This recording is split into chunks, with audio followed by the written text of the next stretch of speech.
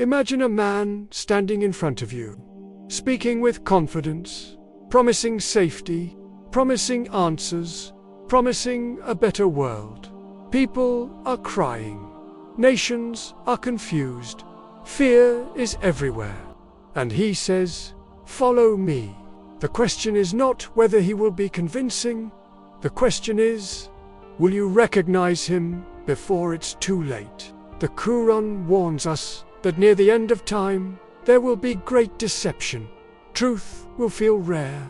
Lies will feel normal. People will be desperate for someone to fix the chaos. And when hearts are weak and faith is low, deception spreads faster than ever. The Quran tells us that this life is a test. But some tests are heavier than others. When Dajjal appears, it will not be obvious to everyone. That is what makes it dangerous. The Quran teaches that this world is temporary, and that many people chase what shines in front of their eyes. Power, wealth, control, quick solutions. When someone shows strength in a time of weakness, people listen. When someone claims to have control in a time of fear, people follow.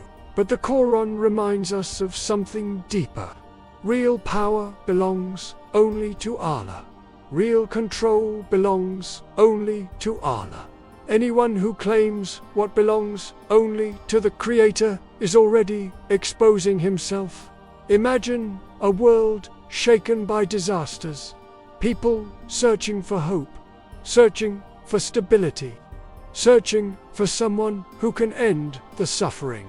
Then a man rises and begins to claim greatness. He speaks about authority. He speaks about judgment.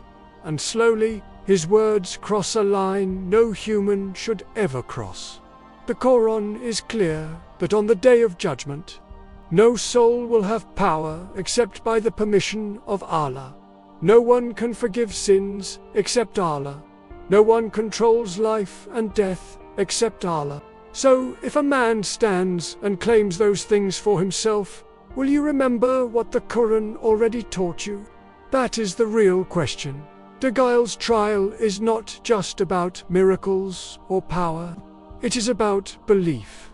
It is about whether your heart is attached to this world or attached to the hereafter. The Quran constantly reminds us that this life is short. It is like rain that makes plants grow, then they dry and turn to dust. If someone offers you this world in exchange for your faith, would you take it?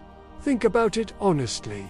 If someone could promise you wealth, safety, food during famine, protection during war, but asked you to doubt Allah in return, would your heart stay firm? The Quran says that some people will sell the signs of Allah for a small price. A small price. Not even something lasting. Just temporary comfort. When Dajjal appears, the earth will already be close to its final chapters. The Quran describes the trumpet being blown, the mountains crumbling, the graves opening. All of it is coming. Dajjal is part of a chain of events that lead to that final day. A day when the sky will split. A day when every soul will stand alone. So recognizing him is not about recognizing his face. It is about recognizing his message. Does he call to himself or to Allah? Does he ask for worship or does he submit to the one who created him? The Quran teaches us that every prophet called people to worship Allah alone. No partners, no equals, no rivals. Anyone who breaks that foundation is not bringing guidance. He is bringing destruction. And here is something powerful. The Quran says that Shaitan promises people and then betrays them. He makes things look beautiful, then leaves them empty. Deception has a pattern. It shines at first. It feels strong at first, but in the end, it collapses. Dajjal's appearance will be a massive test, but it will also be a filter, a separation. Those who built their faith on solid ground will feel something is wrong. Those who lived for this world alone may run toward him.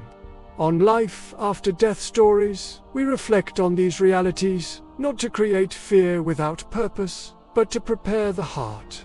Because the greatest protection is not memorizing details. It is strengthening your connection with Allah now. It is loving truth more than comfort. It is choosing faith even when it is hard. If your heart is attached to prayer, to remembrance, to the Quran, then deception becomes easier to spot. But if your heart is attached only to what you see and touch, then anyone who controls the surface may control you. And remember this: no matter how powerful Dajjal may appear, his story ends. The Quran promises that falsehood eventually disappears. Truth remains, always. The world may shake, people may panic, but Allah is never surprised, never defeated, never challenged. The real preparation begins today, not when headlines change, not when the world feels unstable.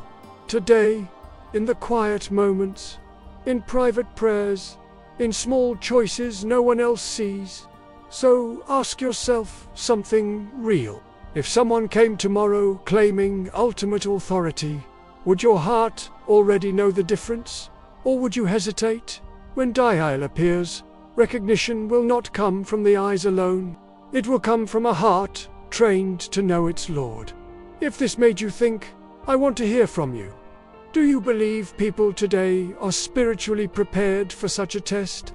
Share your thoughts in the comments. And if this reminder helped you reflect, pass it on to someone who needs it. Because understanding the signs before the end can change how we live right now.